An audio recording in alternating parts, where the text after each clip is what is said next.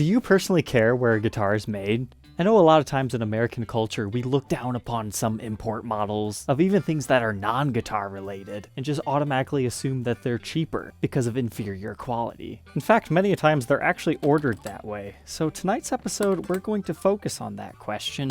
Can there really be a Chinese guitar made just as well as the Gibson custom shop? That's what Eastman guitars are trying to do. Welcome back, Troglodytes, to your daily dose of guitar information, the Trogly's Guitar Show. Everyone say thank you, Eric, for sharing his brand new guitar with us. He did a new Guitar Day purchase so we could check out an Eastman. Now, if you're not familiar with my show, I'm a dyed-in-the-wool Gibson guy, 100%. The first thing I think when I see this is, ugh. There's so much that's just so slightly off that it just makes me go, no, that's not a real Les Paul. These Eastman guitars are made in Beijing, China. And as I was telling you, they're supposed to mimic the Gibson custom shop as far as build quality, because we're talking about things like one-piece mahogany backs, one-piece neck, two-piece flame maple top, and obviously they can't use the exact body shape, but it's still a single cut. For those of you less familiar, here's a nice side-by-side of a real Gibson R9. You can see things like the cutaway shape is vastly different. This whole guitar looks like it was just stretched a little bit.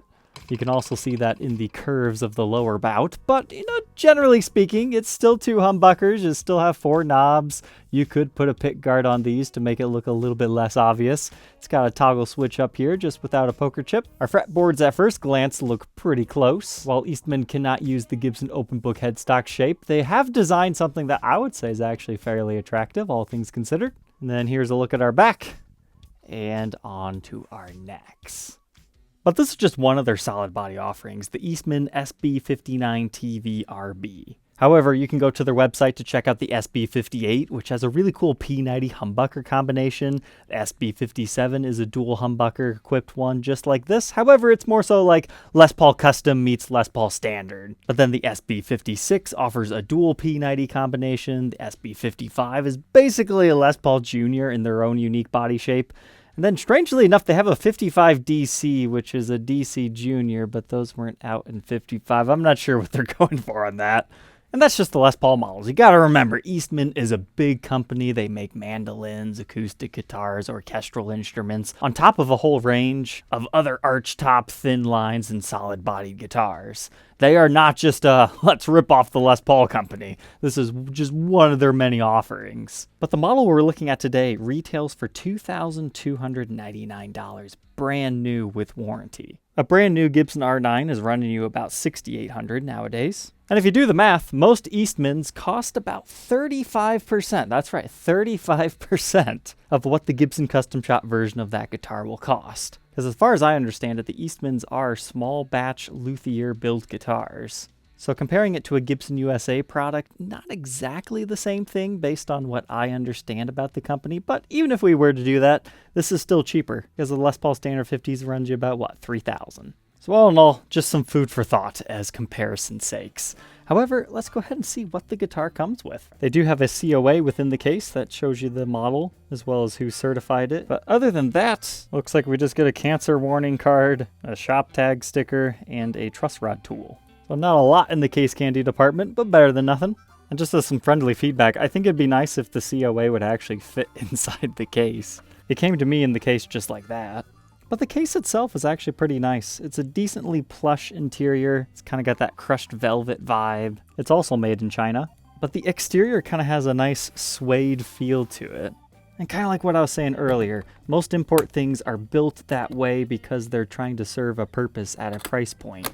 These latches feel phenomenal. Definitely not your standard cheap case.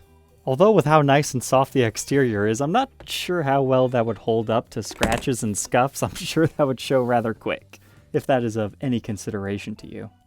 But something else about the guitar to keep in mind is they're no longer using nitro finishes. It was in June of 2021 when they stopped doing that, and they moved to something called Truetone urethane. So it seems like they tried to create their own version of a finish that's a little bit more environmentally friendly. At least that's how the marketing went. How does it look?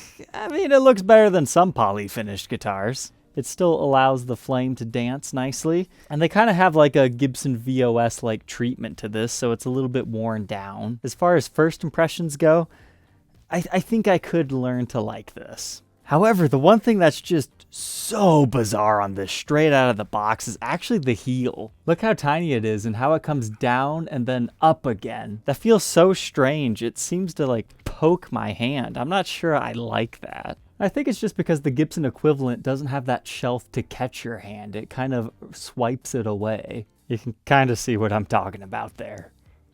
So a few reservations at first here, but let's go ahead and throw it onto the workbench to take an individual look at its parts and specs and review its construction before we figure out the most important thing when we plug it in and hear how it plays and sounds.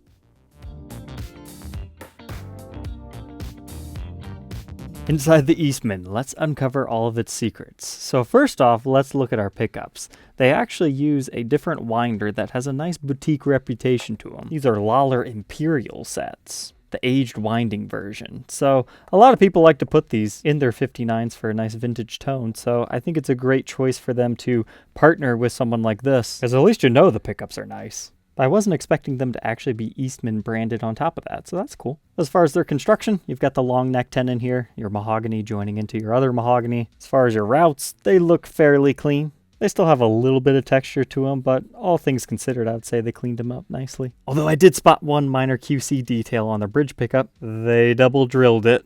But other than that, everything's looking pretty good. They just put a little bit of staining over on that other side. But I did notice the pickup rings are ridiculously thick. So to make it match the top carve, they really have to sand that away. You can especially tell how thick the neck pickup one is. Those will not break anytime soon. Although the plastic coverings they had over top of the pickups were really tough to get off. A far cry from the oddly satisfying to remove Fender style. But both pickups together for fun reads 3.97 k ohms. Bridge pickup a bit hotter at 8.39, and then just the neck 7.56. Now, as far as our bridge and tailpiece, it is a historically mounted ABR1 style bridge with just a post in the body. I did notice it's quite a bit thicker than usual, but all the hardware has some nice aging to it. Appears to be nickel, and it's Goto made in Japan parts. Exact same thing is true for our tailpiece. It's also made of lightweight aluminum. But as soon as I put this on my workbench, I notice they completely changed the top carve. So you start over here by your toggle switch, you can tell, yeah, it's close enough. But they really scoop it away right here where your arm would kind of rest to do the picking. But then it really flattens up over on this side where it doesn't have too much of a dish carve. Like it still goes down and up, so it's not completely flat by any means. But where they change everything is actually over on this side.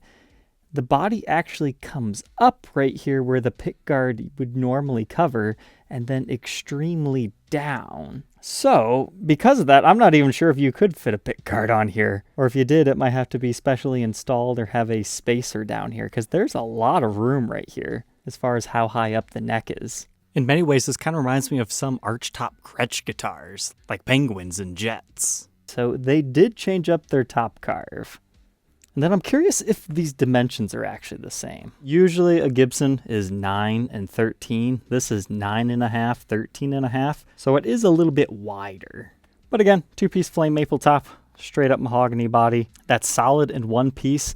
But the neck, outside of what I already told you about the heel, is actually vastly different. So they're utilizing real mother of pearl trapezoid inlays. And Gibson does not do that for their standards and 59 reissues, simply because not even the originals had that. But since this company isn't necessarily tied down in tradition, they can do whatever they want, so I think that's a nice touch. However, what's very confusing is they spec them out as ebony fretboards. Perhaps it's easier for them to get more uniformly looking ones to make it look like a really dark Brazilian. I imagine that's why they would do that. But you can see the ebony streaking down here.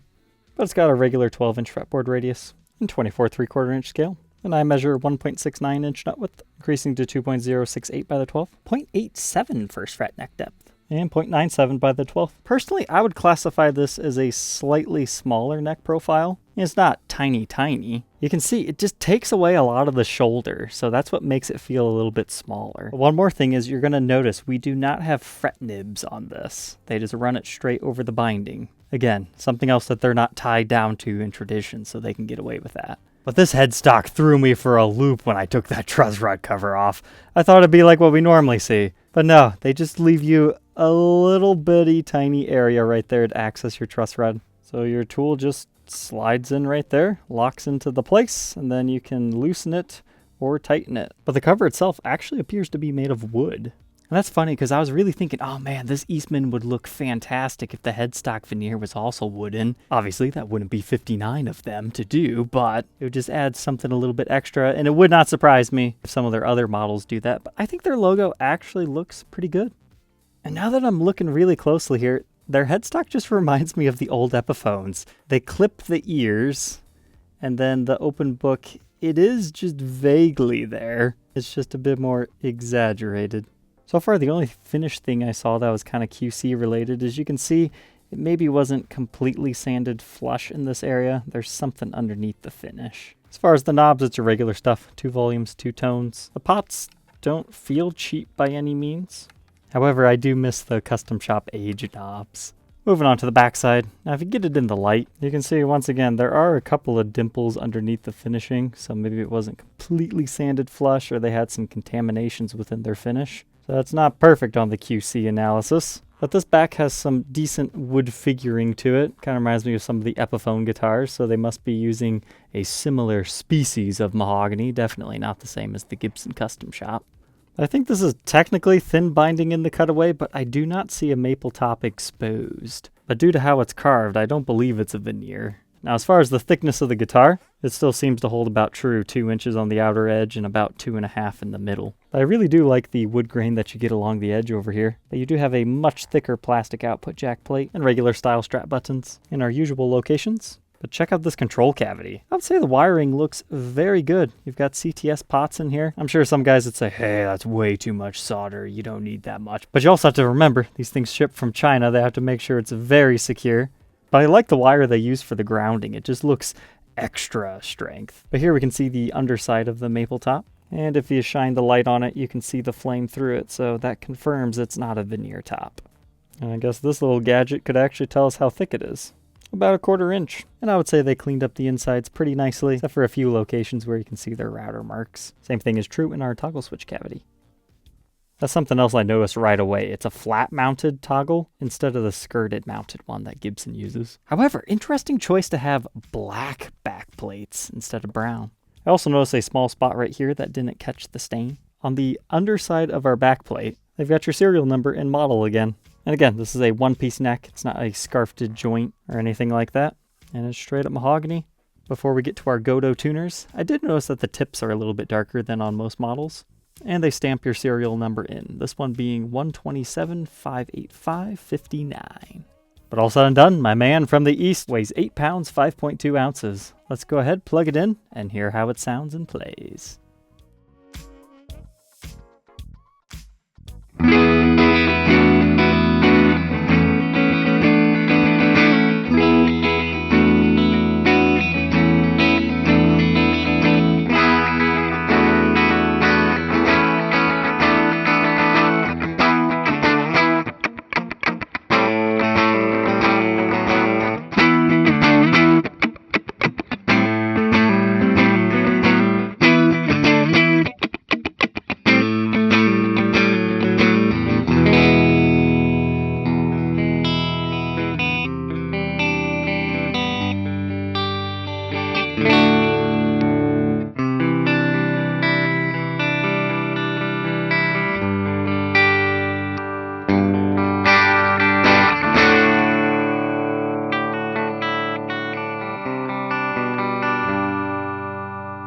I'm certainly not disappointed. I'm noticing that the fret wire that they have on this is a little bit taller than Gibson's R9 reissuing, so that makes it good for bends.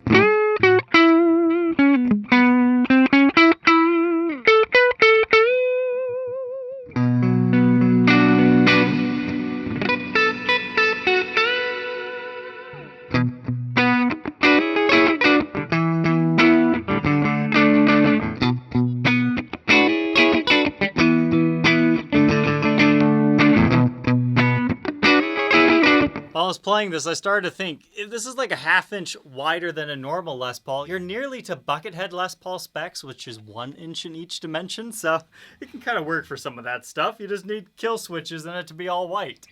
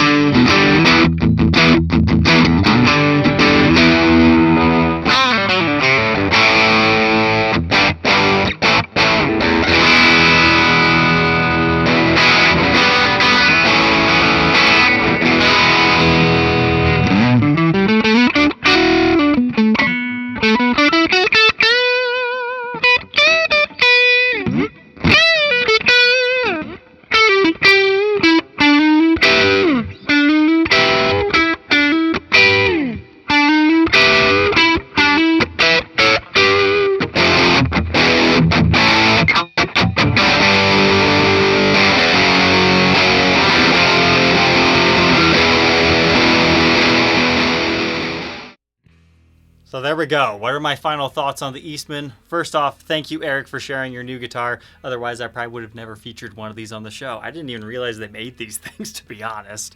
But what are my final assessments? Is this the R9 killer? Is it better than a Gibson custom shop? No, not in my opinion. However, it packs a lot of value for the money. However, if you were considering like one of the high-end Epiphones or one of these, personally, I might sway you towards this. It has a way better feel on the frets as far as most of the modern day Epiphones. I really need to compliment the luthiers of Eastman for making their bone nuts so silky smooth. They're not sharp on the edges. They've really set this up phenomenally. And even though this is a floor model that's sat around, I would still say the frets have some really decent shine left to them. So imagine straight out of the box, I'd imagine they'd be pretty good. Because this came to me with like dust all over the headstock, not the freshest strings. So I know it wasn't the dealer doing that stuff. It plays really well, and as somebody who doesn't really get too far up in the soloing registers, I think that weird heel thing that I was experiencing when I was just first handling guitar, you would get used to it, but it does take some time to adjust. But the fact that this actually has about another ½ inch on it kind of does appeal to me due to the whole buckethead thing. It also reminds me of the Les Paul Professional. So if you look at it like that, maybe you could get around this thing not being quite as traditional as a regular Les Paul. So there's a lot of things to consider here if you're shopping for a new guitar, but I'll let you run that through your head to see which one is the best for you. But alright, Troglodytes, don't forget to like, comment, and subscribe, and we'll catch you guys tomorrow on the next one. Take care.